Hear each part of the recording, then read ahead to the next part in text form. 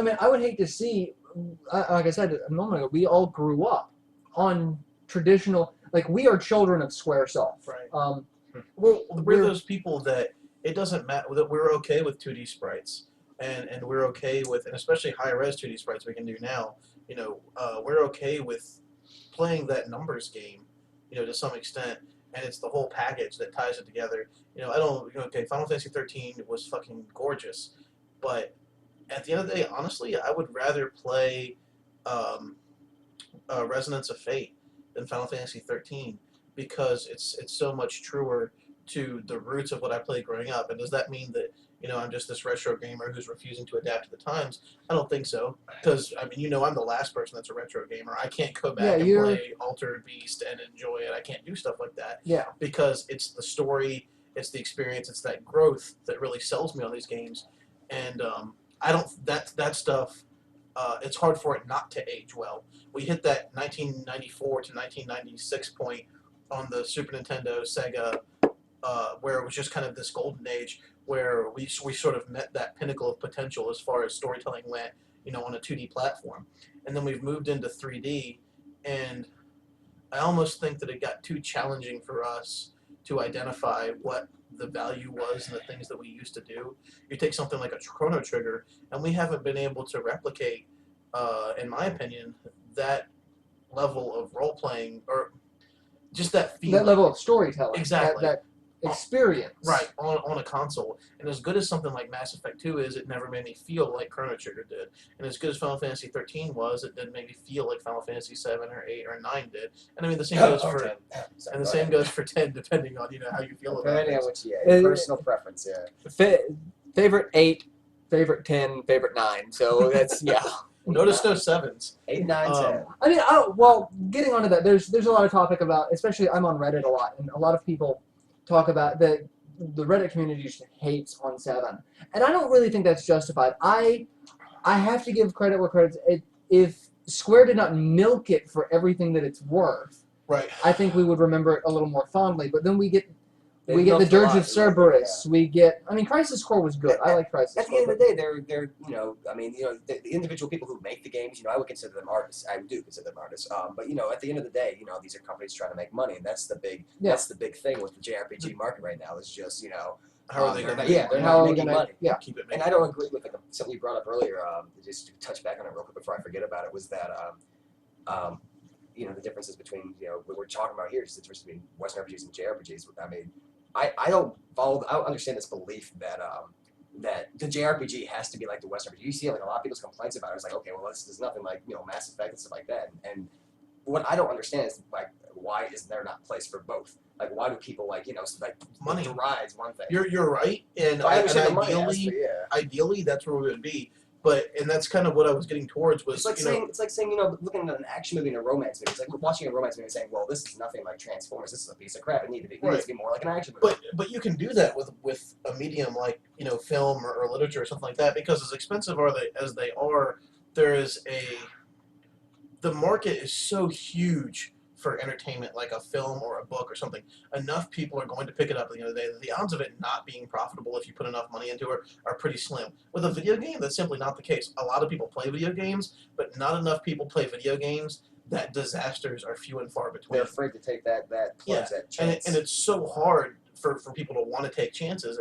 And the problem is that, when the way everyone says the economy sucks, I don't know shit about politics, but, if we're going off of that, you don't blame people for getting a little bit weird, especially people that are kind of in a position that they don't understand how we feel about stuff, and they are kind of removed and detached from it. And these people are making decisions about games that, they probably don't play. These are people that sit around a table and decide about, this is going to make me money or this isn't going to make me money.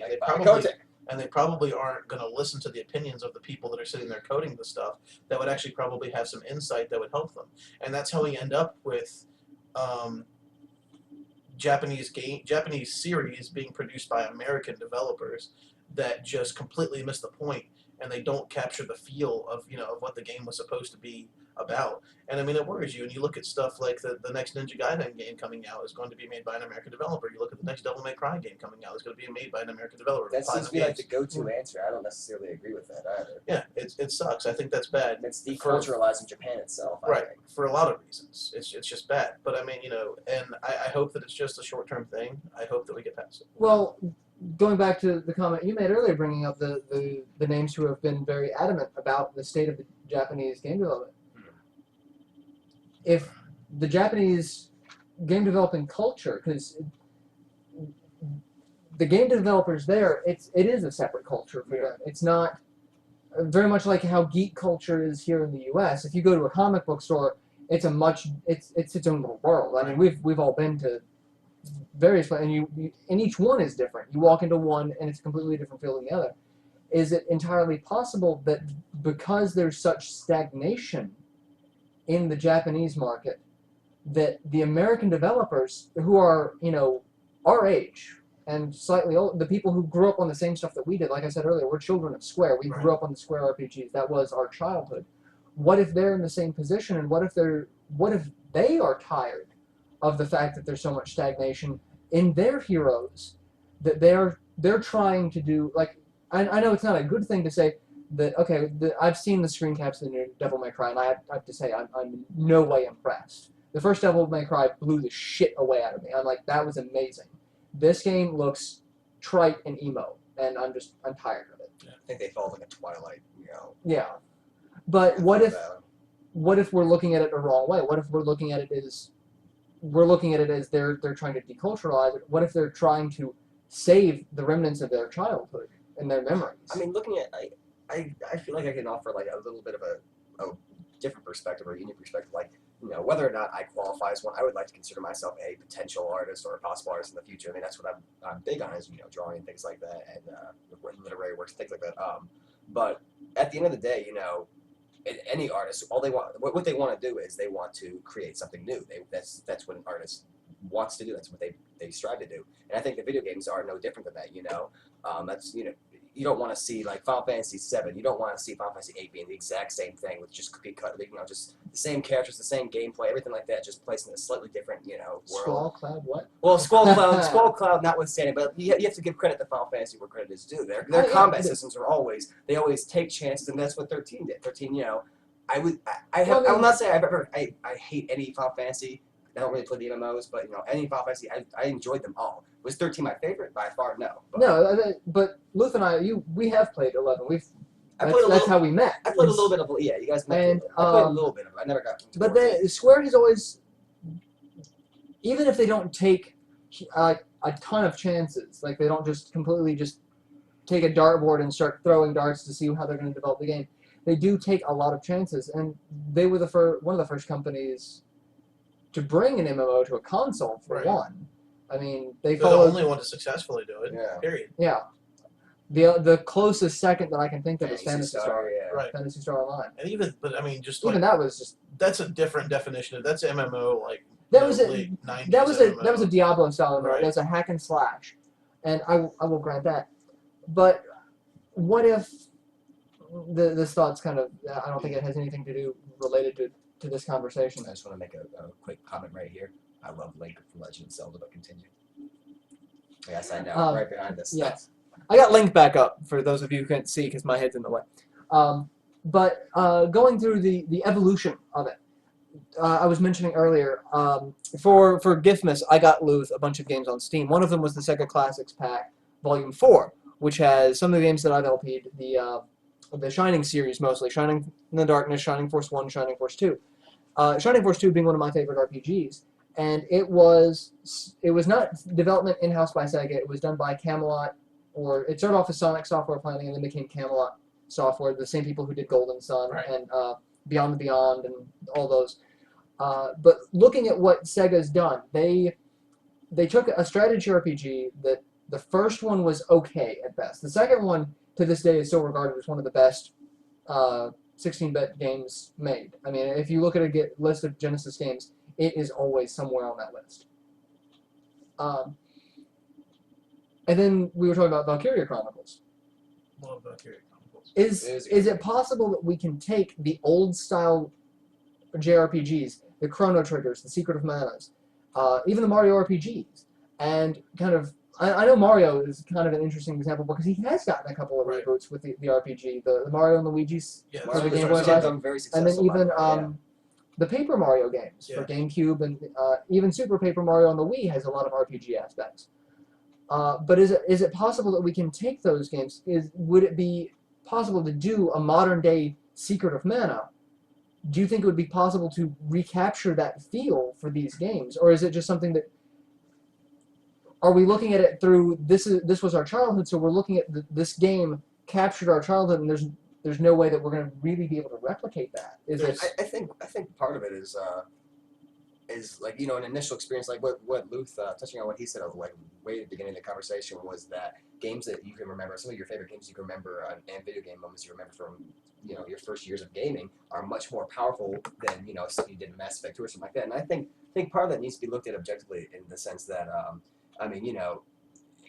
this is all new to us at that time, and we had like different mindsets and things like that. So an experience like when I was like, when did Final Fantasy X come out? That was like my first big gamer game. Yeah, that, that was- that by far, I can't think of any other game that's giving me like a feeling like that game has, and that holds a distinction of being one of my first and biggest games that I played. And I think you have to look at it in that light. And granted that, we've been playing games for years, so in a sense, not to say that I dislike games at all. I don't, but we've been somewhat desensitized in a way, you know what I mean? Yeah. To like these moments and things like that. Okay, that's cool, but Well, it's didn't have the the effect that had on me it's years the ago. rose tinted glasses of I'm looking at my it's looking at your childhood. Like we were watching Freakazoid yesterday, and Yeah. like I grew up on the show, and then we were watching. I it, would like, never This was spot that hilarious, joke, but yeah. it was. I'm gonna need more It rope. was, yeah, it was a little different watching it as an adult, definitely. Still love the heck out of Freakazoid now. But do you think we will be? Is it just that we are jaded older gamers? Do you think we could recapture some of I these? think that's a big part of it. I see two different questions there. If the question is, do I think we can? That is a possibility for us, or not us, but the gaming industry to create games that evoke the same feelings or are as good in whatever quality, whatever X factor that we can't seem to capture anymore. As our SNES and whatever counterparts. I think it can be done, but I think the problem, and it seems to be a consistent thing, is that I don't think they understood what they did right. And I think if you take something like a painting and you ask somebody that doesn't know anything, someone who didn't paint that painting, tell me what the artist did here, or tell me what stands out the most to you. Like, oh well, it's the the smile or the look in the eyes, or something like that. And I say, okay, now replicate that painting. They're going to start with the with those eyes or with that smile or something like that if they're going to try to replicate it, and that might produce a completely different painting. It's going to have a completely different effect on people looking at it. And I think it's the same thing with video games. If you take something like Chrono Trigger and you ask someone to remake it, they might look at Chrono Trigger and be like, well, I guess, the big part of Chrono Trigger was, the story, was the time travel. So if we make a game with time travel in it, it's going to be as good as Chrono Trigger. No, it's all of those perfect pieces fitting together to make something that you can't quite be like, why is it so good? I really couldn't tell you what makes Chrono Trigger better than anything else. What's the saying? Catching lightning in a bottle? Yeah, exactly. But I do think it can be done again. But I think they need to go about the creative process completely differently because they're looking at these things. They're like, okay, why can't we remake Final? That's a great example. Why can't we remake Final Fantasy VII? And it's like, well, because you'd have to do these super high-tech graphics and you have to do these fully rendered 3D backgrounds and still somehow maintain those really. Because when you think of Final Fantasy VII, you had those static backgrounds that were still graphically pretty impressive. Even today, you can go back and play on it. It doesn't look bad. The characters look like shit, but the backgrounds are great. What they're saying, we'd have to render all of that in 3D. The camera would have to move around. All this stuff. No, you don't have to do those things. But that's indicative of the kind of thinking that is holding us back. Is that you're trying to bring all of this stuff into this imagined space of this perceived what the current state of technology in video games is supposed to be, and there's this kind of agreed.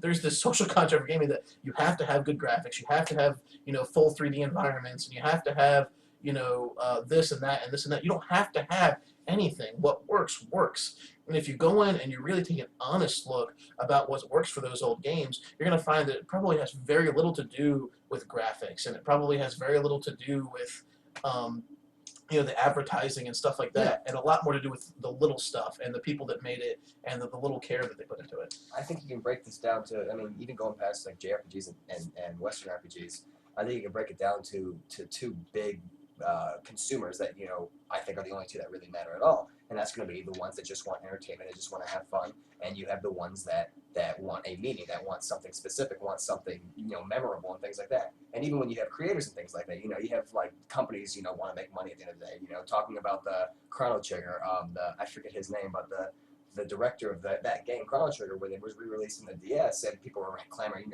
okay, we want a sequel to Chrono Trigger and Chrono Cross, give us a sequel. It's a super popular series, we want one. And his response was, buy more of the game. Well, that was the president of Square. That was Square. Okay. Yeah. But Hironobu But the point stands, that they want to make money. But I mean, and then at the same time, I think, it's the same thing with movies and music and things like that. You have like the cookie cutter, okay, we're just entertainment. That's all we're trying to be, and that's okay. Sometimes that's fine. But then you have the ones that go out to set a message, and I can think of a few games, even like recently. Whether or not they were great games, I don't think they were, but they are still.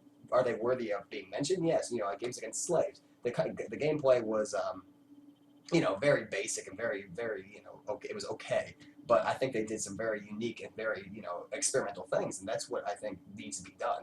But like you said earlier, the whole economic thing right now, I think they're also scared of that though. And they're terrified of it because they don't know if it's going to pay off. Like in Slave's case, it really didn't. So, well, two things with that. Talking about the Chrono Trigger statement, what I find really funny there is there was a fan project to make a fully 3D Chrono Trigger. Project.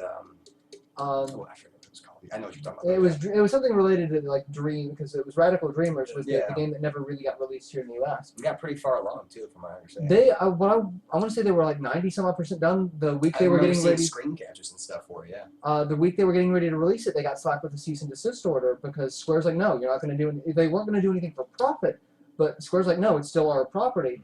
Now, it just boggles my mind. You have a developed game that's a week from release. Why doesn't Square say, "Come here. If you're gonna use if you're gonna play with our toys, at least let us show you how it works." Think about what a deal that would be for them too, because they're probably not going to use whatever crude tools that or whatever product they had that they were going to release. But I mean, that is such a discount for them to be like, you did all of this work for free. Now we're just going to throw all the bells and whistles on top of it and polish it up a bit and release it and make just ridiculous amounts of money on it. And the math is sound. Yeah, and even if Square kept, a ridiculous amount of the percentage of profit, for indie developers who are just doing this for free anyway, you're still coming across with a paycheck. You're still coming across getting your name out there saying, hey, I did this. But yet Square's just like, nope. It's our toy. We don't want you playing with it. We're not doing anything with it, but I don't want you playing with it. I think it's that's how their they came lawyers across. more than anything. Their legal department. I think it's stupid. Yeah, it's a company. You have to think there's so much more to them than just the people who actually make the games. You have legal departments and all that jazz. Yeah, and I understand there's probably more than one person saying that we don't want them doing it. But it really just boggles my mind that Square has done nothing with the Chrono franchise in so many years. Yeah. But then they're worried about these people hurting Square's reputation in some way, and then they'll release Final Fantasy XIV. Womp, womp, womp. Like, I think... Final Fantasy XIV was an abortion from the get-go, because I remember reading an article with the director of that project before the game came out, and one of the most blatant questions that you should be able to answer is, especially for an MMO, it's like, what other games influenced your decision in this to make the interface like this? And the director's response is, oh, I've never played an MMO. That should have been your clue right there to get him the hell out of there. Yeah. Because now your product's going to sink. And now that Final Fantasy XIV has gone away from the free-to-play model and they're going to start charging again. Oh, it's done. It's done. You're done with that. Star Wars just came out. Yeah. We're about to get a World of Warcraft expansion. Guild Wars 2 is coming out. We're about to announce, another MMO from Blizzard. And Phantasy Star Online 2 has just been... I think Final Fantasy XIV is a good example of something that that change too much. It shows the other side of that. You can make like a copy of a game and you change barely jack shit. Pardon my language. Oh, But, you can say whatever the fuck you want here. My viewers know that. I know you will. But yeah, but I mean, Parental discretion is advised. kids don't listen.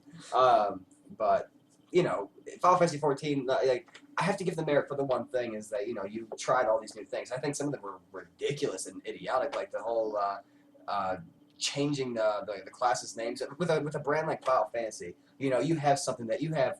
How long has Final Fantasy been out? Like the series is it's like so yeah, you have someone with all these years of history and things like that. People recognize the classes and characters and archetypes of this series, and you change them to like what were some of the classes like Marauder, Gladiator.